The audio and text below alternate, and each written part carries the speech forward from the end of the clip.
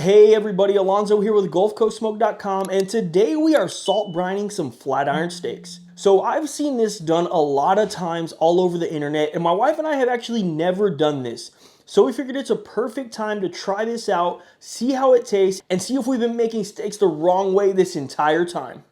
So let's jump right into this salt brine. First thing I'll let you guys know is that we got this flat iron from Porter Road. If you guys are interested, you can check them out in the link down below. But the benefits that we've seen that come from salt brining is it creates a brine from the juices in the meat. So basically the salt penetrates this meat, brings out moisture, and that's what's actually brining this meat overnight.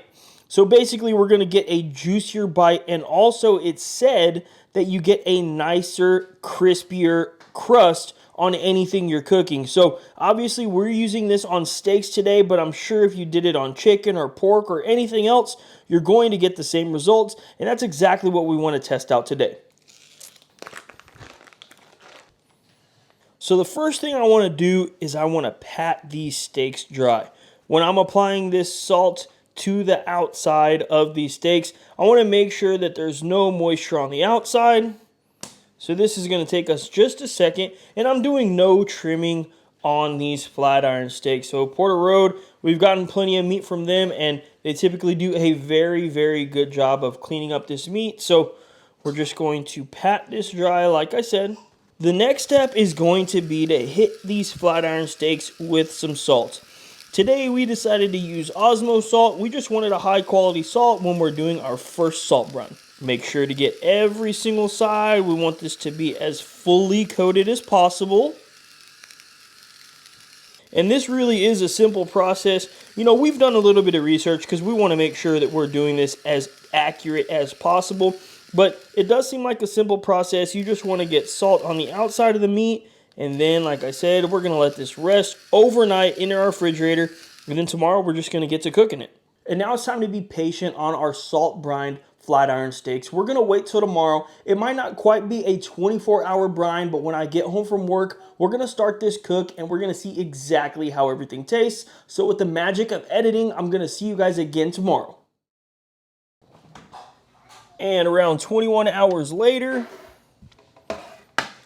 our salt brine is completely done. The first thing I notice is that I no longer see any of the salt that we put on these flat iron steaks yesterday, and the red color on this is a lot darker. It almost looks maroon, so that does tell me that the salt penetrated deeply into these flat iron steaks. So I'm really hoping that we get those benefits that we talked about yesterday.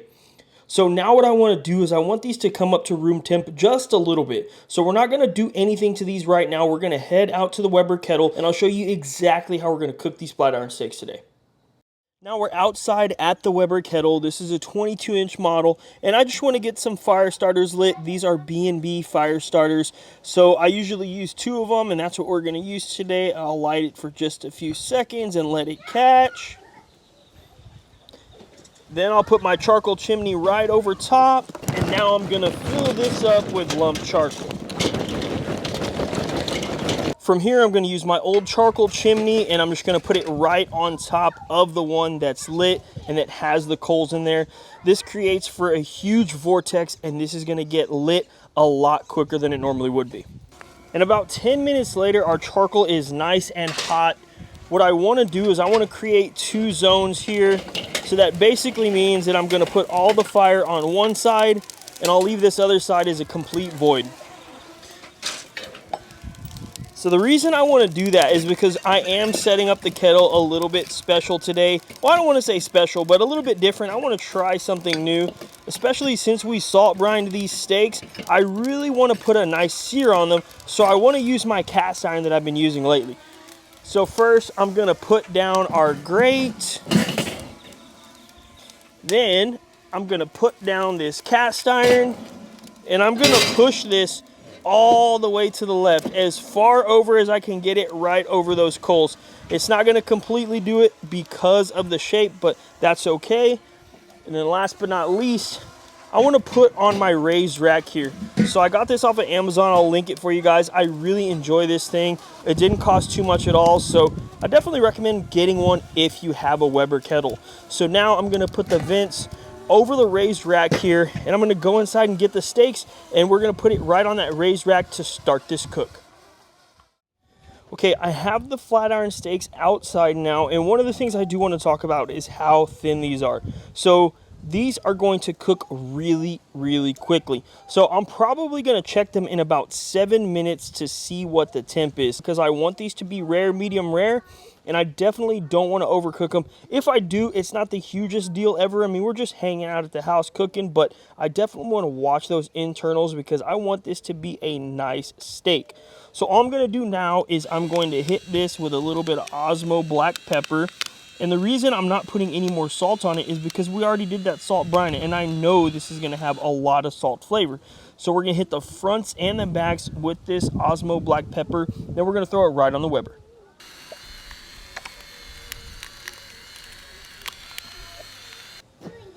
Now it's time to put these on our Weber kettle. Like I mentioned earlier, we're putting these on our raised rack first. We don't want to put it directly onto the cast iron. And when I put it on this raised rack, I do hear a tiny bit of sizzle. So I know that this is not completely cold. This area is not cold. It's still pretty hot. So I want to make sure to check these maybe in 5-7 minutes, because like I said earlier, we do not want to overcook these, but let's let these get a little bit of that smoke and that heat, and we'll check them in just a second. About 5 minutes later, I want to temp this and see where we're at. I'm going to ask my wife real quick. 112. Okay, that's perfect. So we're sitting right at 112.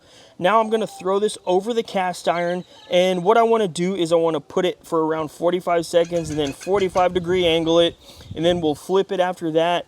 And we're just going to do that until it's 125 internal. We can pull it and let it rest. So I'm going to show you guys B-roll just until it's time to slice this up and eat. I already told you guys what we're going to do, so let's focus on trying to get a beautiful sear mark and making this steak perfectly.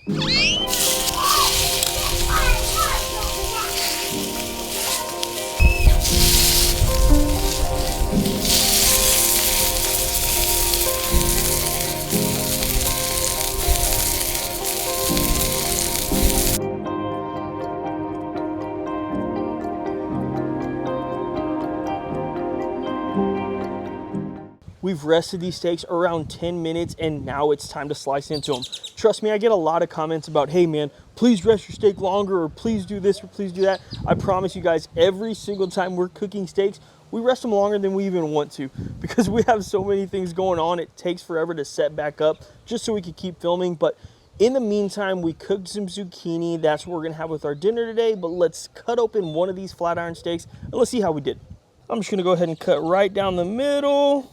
I'm going to show you guys the reveal shot. And now I'm going to take a slice right out of the middle.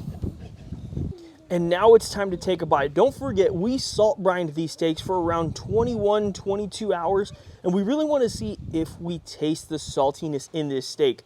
We went to re-season it after the salt brine. We added no salt at all. We just added that Osmo black pepper. So let's take a quick bite. 1,000,000%, I get a super salty, juicy, flavorful bite. That's obviously a really, my gosh, that, I gotta cut another piece. I don't know if you guys can tell while I'm biting that, how sincerely tender that is. That is incredible, and I definitely get salt throughout this steak 100%. And typically I'm seasoning my steaks with Southern Belle, which is salty. I'm curious how a dry brine with that would turn out if we got the saltiness into the steak along with those other delicious flavors that it brings. But I think that this was a complete success, and I do think that salt brining is worth it because this is so juicy, so tender, and so flavorful, and it's just a salt and pepper steak. I know a lot of people prefer a salt and pepper steak, but I'm not gonna lie to you, I'm really not one of them. I prefer a good steak seasoning on there. That's why we created Southern Belle. But man, you cannot go wrong with this at all whatsoever. The flavor is incredible. The quality of beef is amazing. Thank you again to Porter Road for sending us that cut. If you guys are interested, one more time, I'll drop that link down below. But Again, this was a huge success. I would say salt brining is worth it, especially if you just like a salt and pepper steak, or if you want to add some other flavors in there. But I'm gonna go finish the rest of this with my family, and I hope you guys have a great week. As always, I really appreciate you guys tuning into this video. I wanted to add one more thing to the intro. I want to remind you guys, my name is Alonzo, and I'm just a guy who likes to barbecue. Thanks, and we'll see you on the next one.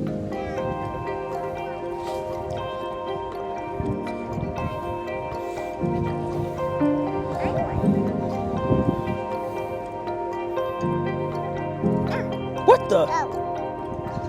Bite it, dude.